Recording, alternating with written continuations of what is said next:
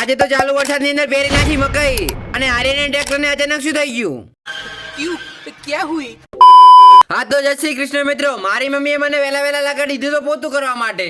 Ali mummy તે શું કર્યું? આવડા મોટા યુટ્યુબર જોડે પોતું કરાવી નાખ્યું. મારે ઇન્સ્ટાગ્રામમાં 555 ફોલોવર છે. હું હવે પોતું ના કરું. હા તે રહેવા દે, પોતું ના કર, પણ બપોરે તને ખાવા નહીં મળે હો, કહી દેજો ને પહેલથી. અને આ બાજુ સચિનિયા લેબડા ઉપર શું કરેલો છે? હા તો આપણે આવી જતા લેબડો પાડવા માટે, અને લેબડો ચંપાડો છે આગળ જઈને કહું નહીં.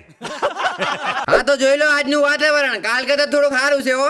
અને મને ખબર નહીં મને જેમ બોર આછો છે સારું છે ને કે મને તો કામ કરવા લઈ જો ત્યાં. પછી આવી ગયા જંબુ કાકો મદદ કરવા માટે. ફટાફટ આ વરસાદ પહેલા મકાઈ પહેરી નાખો ને. क्यों क्या हुई? અને આ બાજુ તો આર્યના ટ્રેક્ટરની પથારી ફેવરી ગઈ. અલ્યા એટલે ટ્રેક્ટરની કલ્ટી ફરી ગઈ.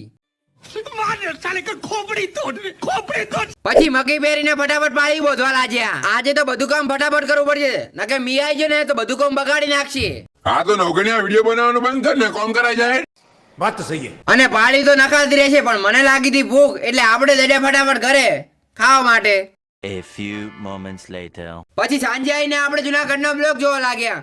ખબર નહીં આપણે જ્યારે જુનાગઢ જઈને બ્લોગ બનાવીશું. अच्छा. અને રાતના વાગે તો 8 એટલે આપણે એડે આપણી પથારીએ. અને અમે આજ તો શરીરની પથારી ફેવરી ગઈ છે. અને આજનો આખો દિવસ તો ખેતરમાં જ જો, પણ બધું મકાઈનું કામ લોહી કરી નાખ્યું હો. शाबाश बेटा, बहुत बढ़िया मुन्ना. અને તમારે મારું એક કામ કરવાનું છે ફોલો કરીને.